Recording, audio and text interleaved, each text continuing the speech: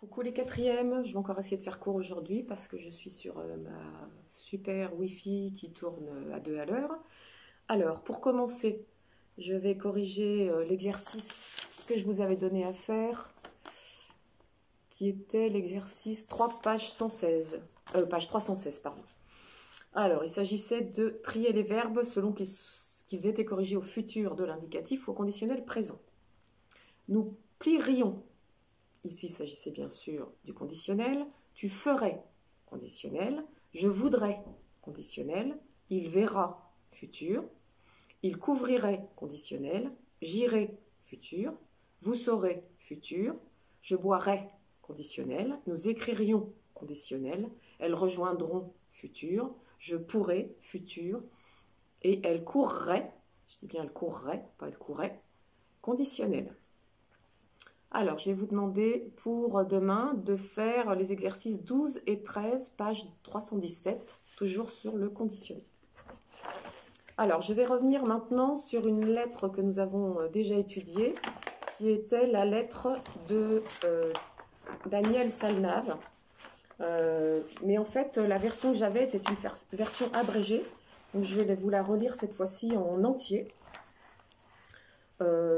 Je m'excuse aussi pour Daniel Salnave, j'ai dit qu'elle n'était pas très connue. Alors c'est vrai que moi je n'en ai jamais entendu parler, mais par contre apparemment c'est quelqu'un qui a écrit beaucoup de livres, mais que je ne connais pas du tout et qui est à l'Académie française. Donc voilà. Mon cher petit, cela ne fait rien, je comprends bien. Vois-tu, je ne m'y attendais pas trop. C'est comme à Noël dernier, vous avez si peu de vacances.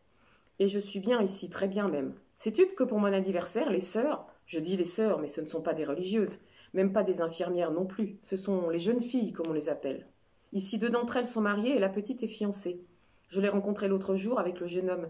Il est venu me dire bonjour très poliment. Donc, les petites ont fait un grand gâteau, sans les bougies, heureusement, car à mon âge, il y en aurait, hélas, trop. Et au dessert, le champagne, enfin du mousseux. Mais 2 ou 3 étaient légèrement pompettes. En fait, c'est encore un bon moment de passer.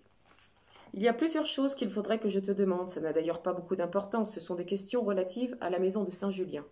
Je ne sais plus bien s'il y avait des poiriers au fond du jardin. Oui, n'est-ce pas? Ou bien, est-ce que ton père les avait fait arracher après la guerre? Mais je ne vais pas t'ennuyer maintenant avec ça. J'ai tout noté sur un papier. Depuis fin juin, ce n'est pas un reproche. La liste commence à être longue. Dis aussi à Madeleine de m'envoyer les mesures exactes de Jean-François, sans quoi je ne peux pas terminer son pull. Remarque, je n'y tiens guère.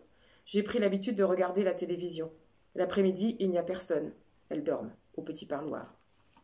Le parloir. Tu te souviens quand tu nous attendais au parloir? Et si nous avions un peu de retard, comme tu étais nerveux? Dans la voiture, je disais à ton père, doucement, ne va pas si vite. Et lui, mais tu sais bien qu'il va s'énerver. Ah oui, pour être nerveux, tu étais nerveux. Ta dernière lettre a mis 9 jours pour me parvenir.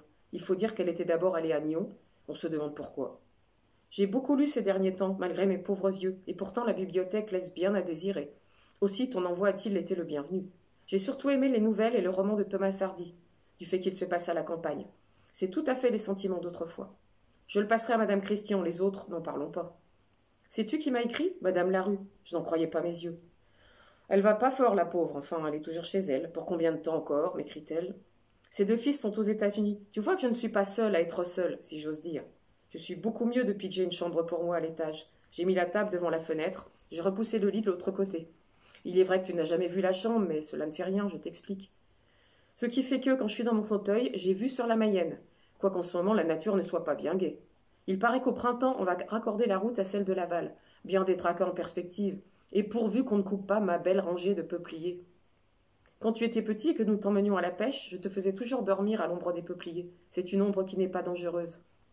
Si la fille de Madame Christian vient la semaine prochaine, je lui dirai de m'acheter du carton et une vitre pour encadrer la jolie gravure de Madeleine.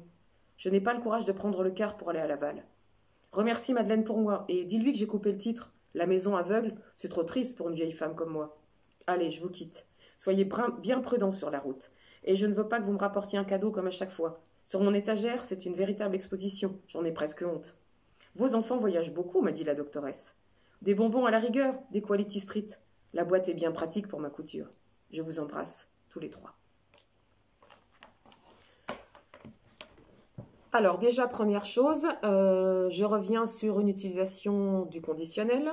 Il y a plusieurs choses qu'il faudrait que je te demande. Donc, faudrait conditionnel.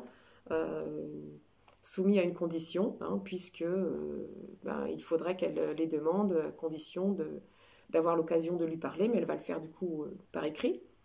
Donc il faudrait, on retrouve bien le radical du futur, hein, et les terminaisons de l'imparfait, qui sont la formation typique du conditionnel. Alors, autre chose, j'attire votre attention sur l'emploi d'un déterminant possessif un peu étonnant. Il paraît qu'au printemps, on va raccorder la route à celle de l'aval, bien détraquée en perspective, et pourvu qu'on ne me coupe pas ma belle rangée de peupliers. Donc les peupliers, ce sont des arbres qu'elle voit depuis sa fenêtre. Hein. Pourquoi se les attribue-t-elle en disant ma belle rangée de peupliers?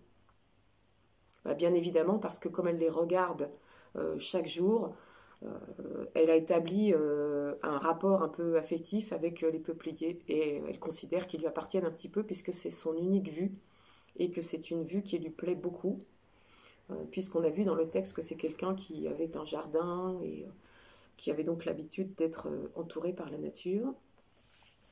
Alors pour le mot du jour, nous allons prendre « laisser à désirer ». Elle dit que la bibliothèque de sa maison de retraite laisse à désirer. Laisser à désirer, c'est quand quelque chose pourrait être bien mieux, bien meilleur ou bien mieux achalandé. En l'occurrence, ça veut dire que dans la bibliothèque, il n'y a pas grand-chose, ou en tout cas, pas grand-chose de très intéressant. Alors, je vous demanderai d'essayer de réfléchir aux sujets qui ont été abordés dans cette lettre et qui n'avaient pas été abordés dans l'extrait que je vous avais lu précédemment, dans lequel on avait effectué quelques coupes. Et ici, il s'agit de la lettre en entier, qui est d'ailleurs une histoire en entier, puisqu'elle est tirée d'un recueil de nouvelles qui s'intitule « Un printemps froid », et cette nouvelle s'appelle « Une lettre ». Et là, je viens de vous la lire en intégralité, puisque les nouvelles sont des récits courts, et parfois très courts, comme vous pouvez l'avoir remarqué. Donc je vous demanderai aussi de tenter d'expliquer pourquoi en fait cette personne parle des trois personnes en question et qui sont pour elle les trois personnes en question, qui sont Madeleine et Jean-François, et également le destinataire de la lettre qui n'est pas nommé. Voilà. Ce sera tout pour aujourd'hui. Bonne journée. À demain.